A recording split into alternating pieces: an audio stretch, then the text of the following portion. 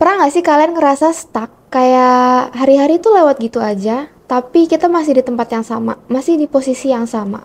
Kadang kita mikir, kok aku masih gini-gini aja sih? Tapi ya nggak ngelakuin apa-apa juga sih buat berubah. Nah, kali ini kita bakal ngobrolin kenapa kita bisa terjebak di posisi yang sama dan gimana caranya keluar dari zona stuck itu. So, let's dive in. Oke, pertama-tama kita sering banget terlalu nyaman sama rutinitas kita. Pernah nggak di antara kalian ada yang suka mikir, nanti aja berubahnya masih enak kok kayak gini, masih nyaman kok kayak gini. Hayo. Padahal secara tidak sadar, kadang rasa nyaman itu juga jadi jebakan buat kita.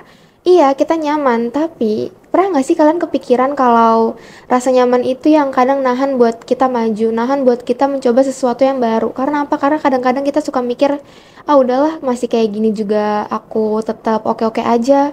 Rutinitas yang sama setiap tahunnya juga aku oke-oke aja, so kenapa harus coba rutinitas baru, kenapa harus coba lebih baik lagi, kenapa harus coba buat hal baru di hidup aku, kenapa ya kira-kira? Gini, kalau misalnya memang kamu nyaman dengan kamu yang selalu sama setiap tahunnya, ya gak apa-apa sih. Kalau kamu pengen selalu ada di zona nyaman kamu itu dan terus-terusan berada di zona stuck kamu, that's totally fine. Tapi pertanyaannya adalah, masa iya sih kamu gak pernah mau ada perubahan di dalam diri kamu setiap harinya atau bahkan setiap tahunnya? Ayolah, jangan terlalu nyaman sama rutinitas kamu setiap harinya yang sama atau bahkan setiap tahunnya sama. Karena masa iya sih kamu gak mau ada perubahan dalam diri kamu bahkan di setiap minggunya atau di setiap bulannya. Jangan sampai rasa nyaman kamu itu membuat kamu menyesal suatu saat nanti karena kamu gak pernah mau coba apapun. Oke, hal lainnya adalah salah satu alasan terbesar kenapa kita stuck di tempat yang sama itu karena kita takut gagal. Seringkali karena kita takut sama kegagalan. Iya, emang iya sih, kadang lebih gampang atau lebih mudah buat stay di tempat yang sama daripada ngambil resiko dan ada kemungkinan gagal. Iya kan? Kita tuh sering banget takut coba buat hal baru karena takut hasilnya nggak sesuai harapan. Tapi faktanya, kalau misalnya kita nggak pernah coba sesuatu yang baru, kita nggak pernah nyoba, kita nggak akan pernah tahu hasilnya. Bayangin, kalau misalnya bayi takut belajar jalan karena takut jatuh. Dia nggak akan pernah bisa jalan kalau misalnya mikir kayak gitu terus. Kayak aku punya bantahan dari followers aku, Kak, tapi gagal itu bukan untuk semua orang. Aku anak pertama, dan banyak banget ekspektasi, entah itu dari keluarga, atau dari teman-teman sekitar yang kayak, kamu anak pertama, kamu harus lebih dikit gagal dan lain-lain. Banyak banget ekspektasi kayak gitu yang membuat aku tuh kayak takut banget buat gagal. Dan memang gagal tuh nggak untuk semua orang, katanya gitu. Terus dia nanya, jadi wajar nggak kalau misalnya aku bener-bener hati-hati sama kegagalan aku? Oke, aku punya jawabannya dan aku paham banget perasaan kayak gini, apalagi kalau kamu punya tanggung jawab sebagai anak pertama karena aku pun anak pertama.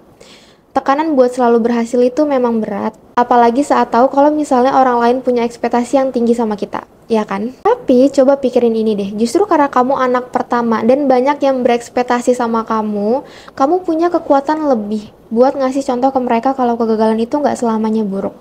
Karena gagal itu bisa jadi proses belajar kalau misalnya kita mengolahnya dengan baik. Karena yang terpenting bukan apakah kamu gagal atau enggak, tapi apa yang kamu pelajari dari situ dan gimana caranya kamu bangkit dari kegagalan itu. Jadi sebenarnya kegagalan yang dikelola dengan baik itu bisa banget ngasih kita pelajaran yang nggak bisa kita dapat dari kesuksesan aja. Kadang kita tuh terlalu fokus sama hasil akhir sampai lupa kalau semua orang sukses itu pasti pernah ngalamin fase jatuh bangun ini.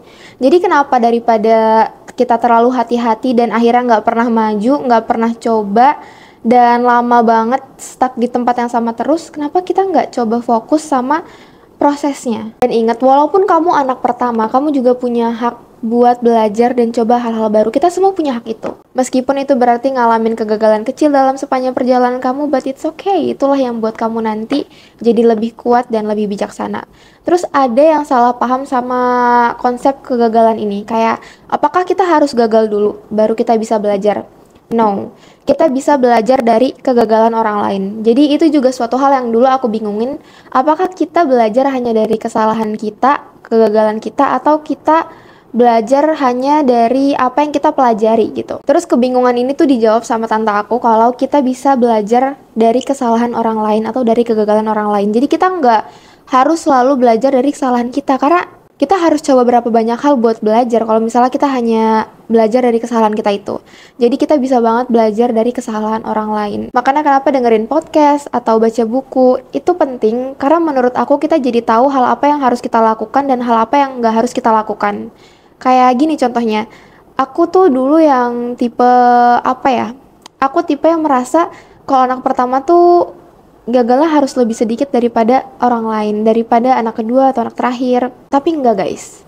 Kita manusia dan kita juga punya hak yang sama kayak semua orang punya hak itu.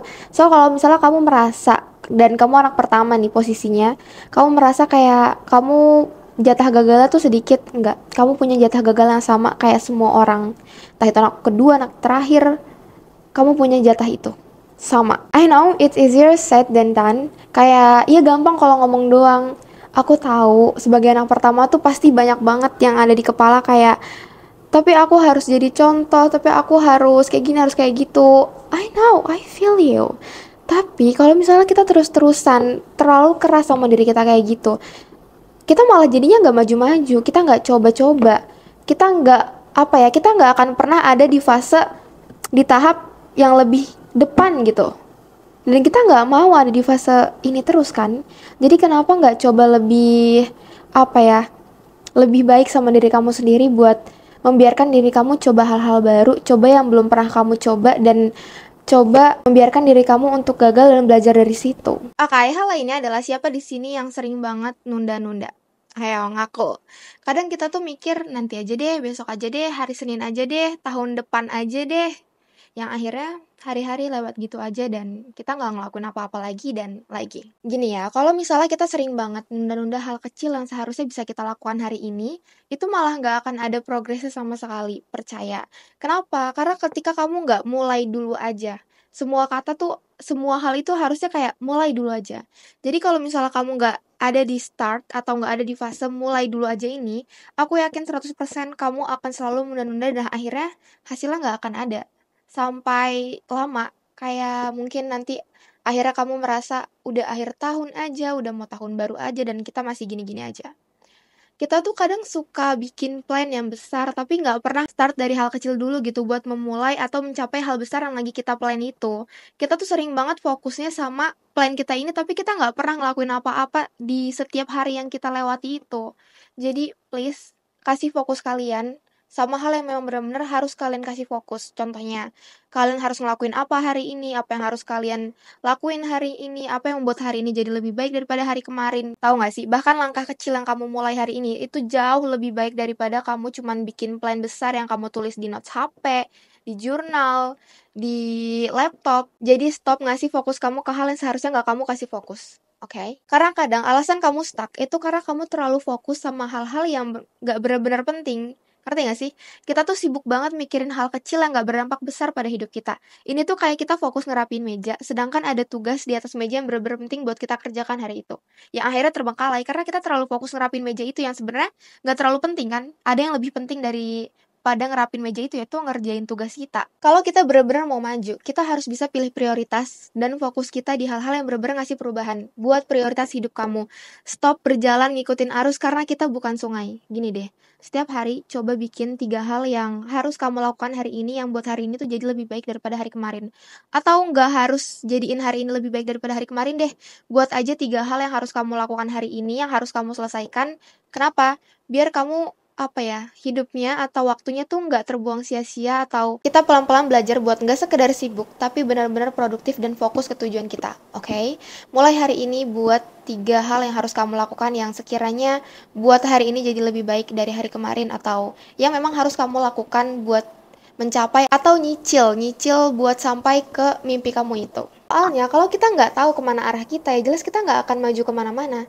Jadi tujuan itu penting banget. Soalnya kadang kita tuh stuck karena kita nggak punya visi yang jelas tentang apa yang kita pengen capai. Guys, ini tuh bukan berarti aku bilang kita harus apa ya, kita harus benar-benar tahu apa yang kita mau dalam hidup kita, apa yang kita pengen ke depannya buat diri kita di masa depan. Enggak, tapi setidaknya kita punya tujuan yang buat kita tuh setiap harinya semangat, yang buat kita tuh setiap harinya jadi lebih baik daripada kemarin gitu aja. Jadi bukan kayak kamu tuh harus tahu hidup kamu tuh buat apa, kamu harus tahu ke depannya kamu mau jadi apa, jadi gimana dan lain-lain. Enggak kayak gitu karena hidup ini tuh tentang belajar ya. Kita belajar seumur hidup. Belajar itu seumur hidup.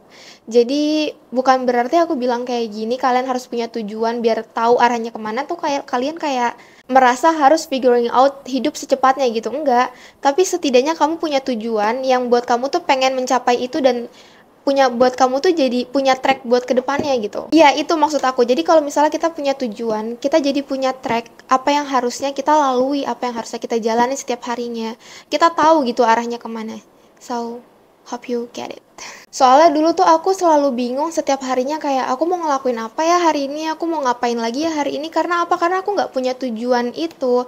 Dan setelah aku tahu tujuan aku tuh cuman pengen aku selalu jadi lebih baik setiap harinya dan bertumbuh setiap harinya, jadi ya aku punya track itu, aku punya track kalau aku harus belajar setiap hari, kalau aku harus apa ya, nggak harus selalu produktif setiap hari tuh enggak, cuman akhirnya aku tahu kalau misalnya aku udah keluar jalur aku harus balik laginya tuh kemana gitu.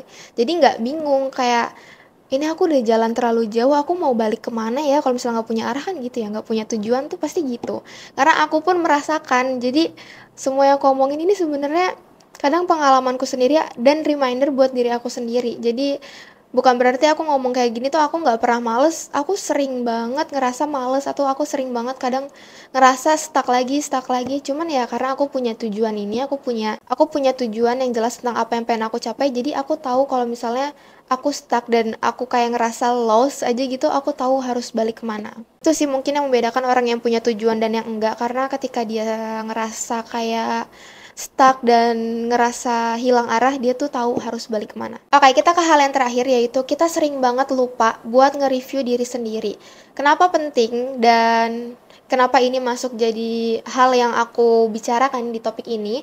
Karena ketika kita nge-review diri kita sendiri, kita akhirnya jadi tahu apakah kita sudah bergerak maju atau kita masih di tempat yang sama lagi dan lagi. Jadi kalau misalnya kalian ngelakuin journaling dan kalian melakukan journaling rutin sebulan sekali atau seminggu sekali, tuh terlalu cepat ya, mungkin sebulan sekali. Jadi kalau sebulan sekali tuh biasanya aku buka journaling aku lagi dan ngebaca apa aja yang udah aku lakuin sehari-harinya, ada yang improve nggak ya dari bulan kemarin, ada yang lebih baik nggak ya dari bulan kemarin, atau bahkan ada yang turun, atau apa yang harusnya aku tambahin buat bulan ini jadi lebih baik gitu. Jadi setiap awal bulan aku tuh bakal nge-review diri aku lagi. Kayak kemarin aku tuh ngerasa aku kurang rajin buat post konten di YouTube ini, dan sekarang aku mulai buat lebih rajin lagi. So itu salah satu hal yang menurut aku penting buat nge-review diri ya, karena ini jadi kita tahu apa yang harus kita improve, apa yang harus kita tambahin lagi buat diri kita jadi lebih baik lagi ke depannya. So ya, jadi coba deh luangkan waktu kamu sebulan sekali buat nge-review diri kamu sendiri. Tapi kan kalau misalnya mau nge-review kayak gini, kalian harus punya apa ya, catatan setiap harinya, atau enggak harus setiap hari sih. Aku juga ngelakuin journaling ini enggak setiap hari.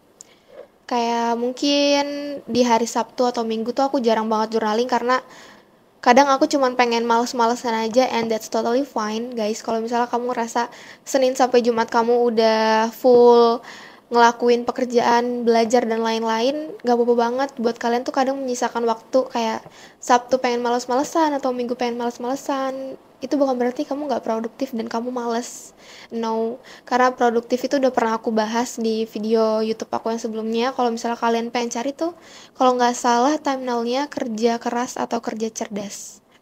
Jadi produktif menurut aku tuh bukan yang kita setiap hari harus ngelakuin pekerjaan tuh, enggak. Jadi kalau misalnya kalian bingung journaling itu apa sih Kak, journaling itu apa sih yang harus kita tulis gitu. Aku sempat naruh apa ya, prompt journaling di Instagram aku di highlight. Jadi kalian bisa cek Instagram aku. Sekarang kalau misalnya kalian cari nih, nanti aku taruh di sini aja deh. Atau enggak kalau misalnya kalian klik bio YouTube aku itu ada link Instagram aku. So ya, coba buat review diri kamu sebulan sekali, karena menurut aku happy aja kalau kita tahu apa yang udah kita perbaiki bulan ini, apa yang harus kita improve bulan ini, tuh kayak happy aja gitu tahu apa yang harus kita lakukan buat diri kita jadi lebih baik. Soalnya kadang hal-hal kecil yang kita lakukan itu bisa ngasih impact yang besar kalau misalnya kita lakukan dengan konsisten. So maybe that's all for today. Semoga obrolan ini bisa jadi reminder buat kita semua buat terus memperbaiki diri, belajar setiap harinya. And yeah, see you guys in the next video. Bye bye. Jangan lupa untuk like, comment, dan subscribe. Bye.